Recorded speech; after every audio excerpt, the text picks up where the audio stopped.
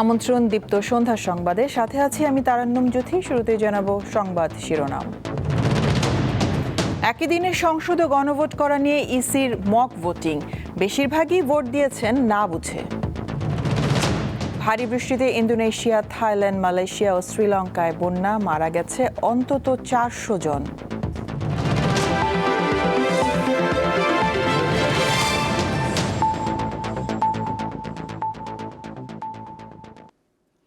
সংসদ নির্বাচন ও গণভোট নিয়ে রাজধানীতে অনুষ্ঠিত হলো মক ভোটিং। শেরেবাংলা নগর বালিকা উচ্চ বিদ্যালয়ে ভোট দেওয়ার পর বেশিরভাগ ভোটার বলেছেন গণভোটে কিছু না বুঝেই তারা হ্যাঁ অথবা না ভোট দিয়েছেন। ভোট কেন্দ্র পরিদর্শনকালে সিইসি জানান, সংসদ নির্বাচন ও গণভোট একসঙ্গে আয়োজন করতে সক্ষম ইসি। আগামী মাসের দ্বিতীয় সপ্তাহে ঘোষণা করা হতে পারে তফসিল। ভোট গ্রহণের শেষ মুহূর্তে জাল ভোট দিতে এলে একজনকে আটক করেন নিরাপত্তা কর্মীরা। শনিবার নির্বাচন কমিশন আয়োজিত গণভোট ও জাতীয় নির্বাচন নিয়ে মক ভোটিংয়ের একটি দৃশ্য এটি। সকাল থেকে দীর্ঘ লাইনে দাঁড়িয়ে ভোট দেন নারী, পুরুষ ও হিজড়া জনগোষ্ঠী। নতুন একটা সরকার আসুক, দেশটা নতুন ধারায় এগিয়ে যাক। খুব ভালো লাগতেছে, পরিবেশটা ভালো। সকাল 8টা থেকে দুপুর 12টা পর্যন্ত চলা এই ভোট কেউ কেউ না দিতে পেরে চলে যান। একটা হচ্ছে পোস্টাল ব্যালটে রেজিস্ট্রেশন করা, এই কারণে আমার নামে এখানে ব্যালট ইস্যু হয়নি। যখন একবার পোস্টাল ভোটের জন্য রেজিস্ট্রেশন করে ফেলবেন, তখন কিন্তু আপনার আর কষ্ট করে এখানে আসার দরকার নেই। ভোটের এই মহড়া বর্তমান নির্বাচন কমিশনের জন্য প্রথম অভিজ্ঞতা, যেখানে ভোট গ্রহণ কর্মকর্তা, পোলিং এজেন্ট, প্রার্থী, দেশি বিদেশি পর্যবেক্ষক সবই ছিলেন। ভোট কক্ষের ভেতর থেকে সরাসরি সম্প্রচার কিংবা সাক্ষাৎকার গ্রহণে নিষেধাজ্ঞা থাকলেও ভোট গ্রহণকারী কর্মকর্তা ও এজেন্টদের অনভিজ্ঞতার কারণে কক্ষের ভেতর ছিল নিয়ম ভাঙার হিড়িক। না, আমি ইন্টারভিউ দিচ্ছি আমার প্রার্থীকে আমি জানানোর জন্য, ভিতরের মধ্যে গ্যামজাম হচ্ছে। সবচেয়ে বেশি বিপত্তি দেখা গেছে বহুল আলোচিত গণভোট নিয়ে। আমরা তো মনে করেন আর কোনো সময় গণভোট দেয়নি, এই ফাঁস দিতেছি, তা আমরা কিভাবে বলবো গণভোট কিভাবে দিতে হয়। না, ভোটের ব্যাপারে গভর্নমেন্ট, সরকার সবকিছু টিভি অথবা অন্যান্য ইয়ার মাধ্যমে জনগণকে জানাইবে, কিন্তু আমরা তো এখানে সেটা জানতে পারি না। এই গোলাপি ব্যালটের প্রচারটা সাধারণ মানুষের মাঝে নাই। ওনারা বুঝতেছেন না যে চারটা কি কি প্রশ্ন, এটা আমরা প্রচার করব লিফলেটের মাধ্যমে। আগামী নির্বাচন সুন্দর ও দক্ষতার সঙ্গে আয়োজনে এই মক ভোট সহায়তা করবে বলে জানান ইসি সচিব। স্বাভাবিকভাবে দুটো ভোটের জন্য, দুটো ব্যালটের জন্য একটু বেশি সময় লাগবে। তো সেই সময়টার বিবেচনায় নিয়ে আমরা যদি আপনার হিসাব করি, তাহলে আমরা বুঝবো যে আমাদের যে এখন যে ভোট কেন্দ্রের সংখ্যাগত হিসাবটা যেটা আছে 42,762, সেটার সংখ্যা বাড়াতে হবে কিনা।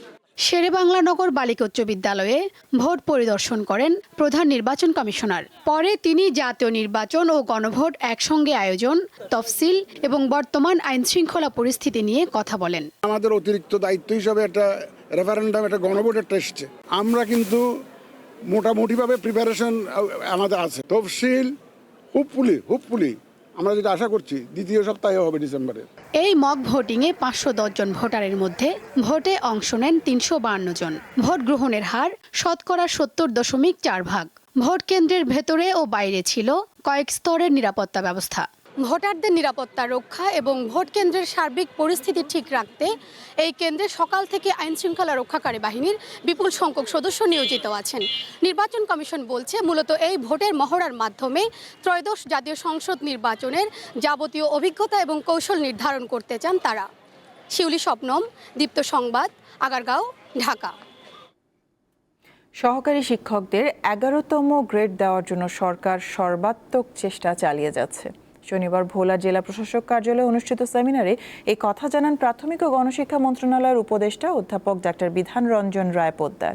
সাংবাদিকদের প্রশ্নের জবাবে উপদেষ্টা বলেন, শিক্ষকরাই প্রাথমিক শিক্ষার সবচেয়ে গুরুত্বপূর্ণ অংশ, তাই প্রধান শিক্ষকদের 10ম গ্রেড এবং দ্বিতীয় শ্রেণীর কর্মকর্তার মর্যাদা দিতে সরকার কাজ করছে।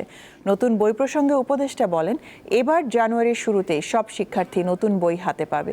যেসব বিদ্যালয় ভোট কেন্দ্র হিসেবে ব্যবহার হবে সেগুলো মেরামতের নির্দেশ দেওয়া হয়েছে বলে জানান তিনি।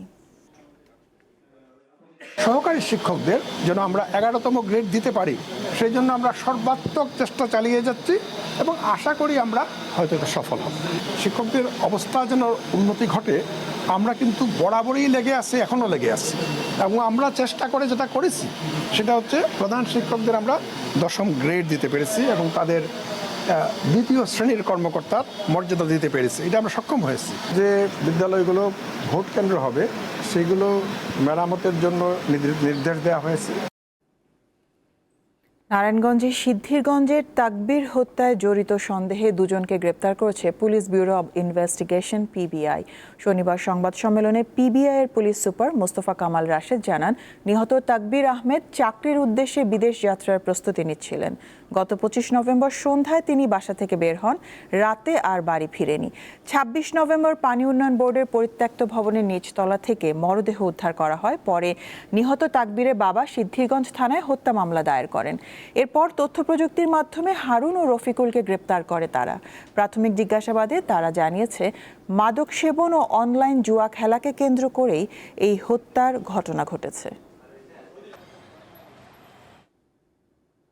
তুচ্ছ ঘটনাকে কেন্দ্র করে ঝিনাইদহ শহরের মুরাদ হোসেন নামে এক ব্যবসায়ীকে কুপিয়ে হত্যা করেছে তার স্বজনরা। শনিবার দুপুরে এই ঘটনা ঘটে। পুলিশ জানায়, সম্প্রতি নিহত মুরাদের পিতা মারা যায়। পিতার জন্য দোয়া মাহফিল আয়োজন করতে মুরাদ তার চাচাতো ভাই আলমের সাথে শুক্রবার রাতে পরামর্শ করতে যায়। এ নিয়ে 2 ভাইয়ের মধ্যে তর্ক বিতর্ক ও হাতাহাতি হয়। এরই জেরে শনিবার দুপুরে মুরাদ হোসেনকে পিটিয়ে ও কুপিয়ে গুরুতর আহত করে আলম মণ্ডলের ছেলে সৌরভ ও তার সঙ্গীরা। সেখান থেকে মুরাদকে উদ্ধার করে হাসপাতালে নিয়ে গেলে চিকিৎসক মুরাদকে মৃত ঘোষণা করেন। এই ঘটনায় জড়িতদের শাস্তির দাবি জানিয়েছেন মুরাদের স্বজন ও এলাকাবাসী।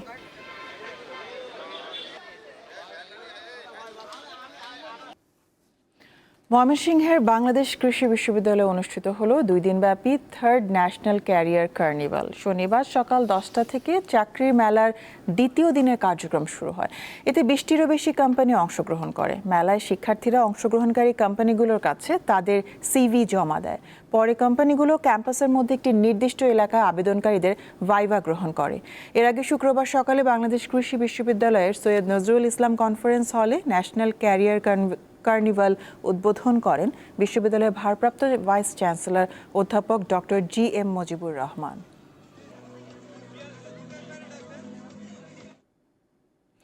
পাথরের স্পর্শে সাপে কাটা রোগীর চিকিৎসা।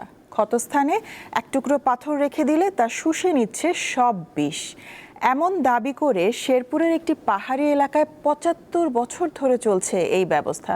চিকিৎসকরা বলছেন, এটি কুসংস্কার ছাড়া আর কিছুই নয়। বিষাক্ত সাপের চিকিৎসায় দিতে হবে antivenom. Our lady and Lourdes clinic Sherpur জেলার সীমান্তবর্তী বারোমারি মিশনারিতে পাহাড়ি টিলায় এর অবস্থান। দীর্ঘদিন ধরে সাপে কাটা রোগীর চিকিৎসা দিয়ে আসছে প্রতিষ্ঠানটি। অদ্ভুত পদ্ধতিতে দেয়া হয় এই চিকিৎসা। বিষাক্ত সাপের ছোবলে আক্রান্ত রোগীর ক্ষতস্থানে কালো রঙের একটি পাথর রেখে দেওয়া হয়। যতক্ষণ শরীরে বিষ থাকবে পাথরটি ততক্ষণ চুম্বকের মতো আটকে থাকে। বিষ শুষে নেওয়ার পর পড়ে যায়, এতে সুস্থ হয়ে ওঠে রোগী, এমন বিশ্বাসে চলে চিকিৎসা। এখানে সেই বেলজিয়াম থেকে একদল ডাক্তাররা এসেছিল এখানে ফ্রি সার্ভিস দিতে। ওনারা এই হসপিটালে এসে দেখে এবং এলাকার পরিস্থিতি দেখে তারা এক ধরনের পাথর বেলজিয়াম থেকে আনা, সেই পাথর তারা দিয়ে গেছে। এই পাথর দিয়ে সাপে কাটা রোগীর চিকিৎসা হয়। এই যাবৎ আসতেছে মাসে কমপক্ষে 27টা জন করে এরকম দেখতেছি, বছরে 1-150 মতো হয় আর কি। ঘাস কাটতে গেছিলাম, তখন ঘাস কাটতে যায় আমি সাপের মধ্যে পাড়া দিছি। সাপের মধ্যে পাড়া মারলাম, সাপের মধ্যে পাড়া মারে আমি হয়তো 2-3 হাত জাম করে গেছি, তারপরে আমার সাপে সুবল দিছে। সেবাও ভালো, আমার বাবারও আসলে পাথর দিছে ওরা। এখানে পাথরে বিষ সম্পূর্ণ নামার পরে ওরা পাথর ওরাও নেয় না, এমনি পাথর ছাইড়া দেয়। পাথরটি বেলজিয়াম থেকে আনা হয়েছে বলে জানায় কর্তৃপক্ষ। বিনা খরচে দেয়া হয় এই চিকিৎসা। যখন নাকি শরীর থেকে তার বিষ থাকে না তখন তো এমনি এমনি পড়ে যায়, তখন আমরা বুঝবো যে তার ইয়া নাই। যদি বিষ থাকে পাথর পড়লে পরেও তার মাথা ঘুরবে, মানে বমি বমি লাগবে, মানে ঘুম আসবে। চিকিৎসকরা অবশ্য বলছেন এ চিকিৎসা পদ্ধতি মোটেও বিজ্ঞানসম্মত নয়। আর বাড়ি মিশনের যে ব্যাপারটা ওটা আসলে আমার যেটা মনে হয় সেটা আসলে অবিষাক্ত সাপ তো হয়তো এমনি ভালো হয়ে যাচ্ছে, কিন্তু ওটা কোনো বৈজ্ঞানিক ভিত্তি নাই। তিনি জানান, কাউকে সাপে কাটলে দ্রুত হাসপাতালে নিতে হবে, দিতে হবে অ্যান্টিভেনম, আর এর অন্যথা হলে রোগীর জীবন ঝুঁকিতে পড়বে। সাদিয়া চৌধুরী, দীপ্ত, বার্তাকক্ষ। ভয়াবহ বন্যায় বিপর্যস্ত এশিয়ার 4 দেশ।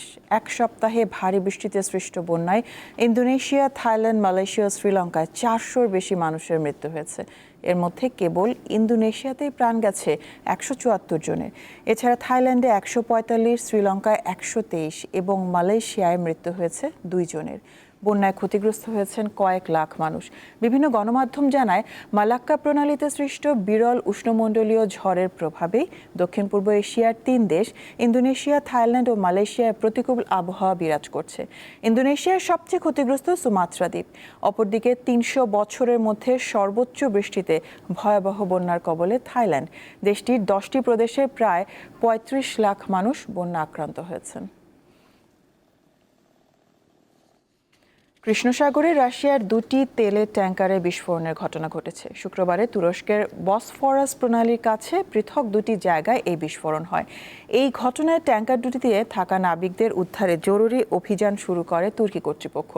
তুরস্কের পরিবহন মন্ত্রণালয়ের তথ্য অনুযায়ী 274 মিটার লম্বা ট্যাঙ্কার কাইরোস মিশর থেকে রাশিয়ার দিকে যাওয়ার সময় বিস্ফোরণের পর আগুন ধরে যায়। পরে ঘটনাস্থলে দ্রুত উদ্ধারকারী দল পাঠানো হয়। জাহাজটিতে 25 জন নাবিক ছিলেন। বিরাট নামের অপর ট্যাঙ্কারটি তুরস্কের উপকূল থেকে 35 নটিক্যাল মাইল দূরে অবস্থান করছিল। এটিতেও বিস্ফোরণ ঘটে। 2022 সালে ইউক্রেনে রাশিয়ার হামলা শুরুর পর থেকে জাহাজ দুটি নিষেধাজ্ঞার তালিকায় রয়েছে।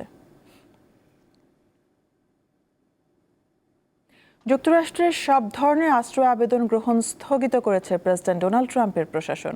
ওয়াশিংটন ডিসিতে 2 ন্যাশনাল গার্ড সদস্যের ওপর বন্দুক হামলার পর এই সিদ্ধান্ত নেওয়া হলো। যুক্তরাষ্ট্রের নাগরিকত্ব ও অভিবাসন পরিষেবা বিভাগের পরিচালক জোসেফ এডলর আই এই ঘোষণা দিয়েছেন। সামাজিক যোগাযোগ মাধ্যমে দেওয়া এক পোস্টে তিনি বলেন, যতক্ষণ না পর্যন্ত আশ্রয় প্রার্থী প্রত্যেক বিদেশি নাগরিকের সর্বোচ্চ যাচাই বাছাই নিশ্চিত না হচ্ছে, ততক্ষণ আশ্রয় সংক্রান্ত সব সিদ্ধান্ত বন্ধ থাকবে। অপরদিকে হোয়াইট হাউসের কাছে হামলায় গুলিবিদ্ধ 2 সেনার একজন মারা যাওয়ায় আটক সন্দেহভাজন হামলাকারীর বিরুদ্ধে হত্যার অভিযোগ আনা হয়েছে। ভারতের কয়েকটি অঞ্চলকে নেপাল নিজেদের বলে দাবি করায় চরম উত্তেজনা দেখা দিয়েছে নয়াদিল্লি কাঠমান্ডুর মধ্যে। বৃহস্পতিবার ভারতের কালাপানি, লিপুলেক এবং লিম্পিয়াধুরাকে নিজেদের মানচিত্রে অন্তর্ভুক্ত করে 100 রুপির নতুন নোট প্রকাশ করে নেপাল। দেশটির এমন পদক্ষেপে কড়া প্রতিক্রিয়া জানায় ভারত।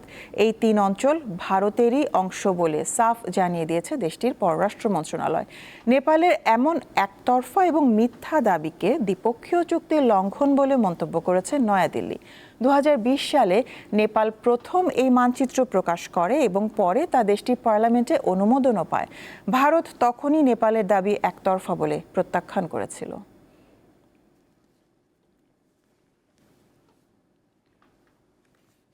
বিপিএলে ফিক্সিংয়ের অভিযোগ প্রমাণিত হওয়ায় বড় শাস্তি পেতে যাচ্ছেন দেশের 8 ক্রিকেটার। ফিক্সিংয়ের বিরুদ্ধে 0 টলারেন্সের কথা আগেই বলেছিল বিসিবি, কিন্তু জানানো হয়েছিল কারোর নাম সরাসরি প্রকাশ করা হবে না, দেয়া হবে সাইলেন্ট ব্যান। যার কারণে অ্যালেক্স মার্শালের দীর্ঘদিনের তদন্তের পর প্রমাণিত হওয়ায় বিপিএলের নিলাম থেকে অভিযুক্ত ক্রিকেটারদের নাম বাদ দেওয়ার সিদ্ধান্ত নিয়েছে বিসিবি। এমনকি তাদের নিষিদ্ধ করা হবে বিসিবির অধীন সকল কার্যক্রম থেকে। কারো নাম প্রকাশ না করা হলেও বিপিএল নিলামের চূড়ান্ত তালিকায় নেই প্রাথমিক তালিকায় থাকা 7 জন স্থানীয় ক্রিকেটার। তাদের মধ্যে আছেন এনামুল হক ও মোসাদ্দেক হোসেন।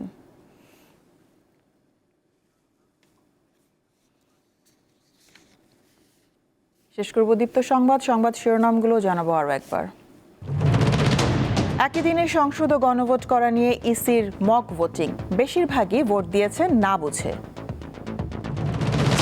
ভারী বৃষ্টিতে ইন্দোনেশিয়া, থাইল্যান্ড, মালয়েশিয়া ও শ্রীলঙ্কায় বন্যা, মারা গেছে অন্তত 400 জন।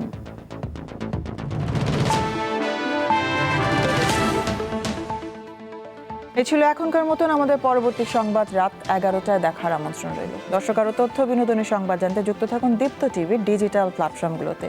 ধন্যবাদ সবাইকে।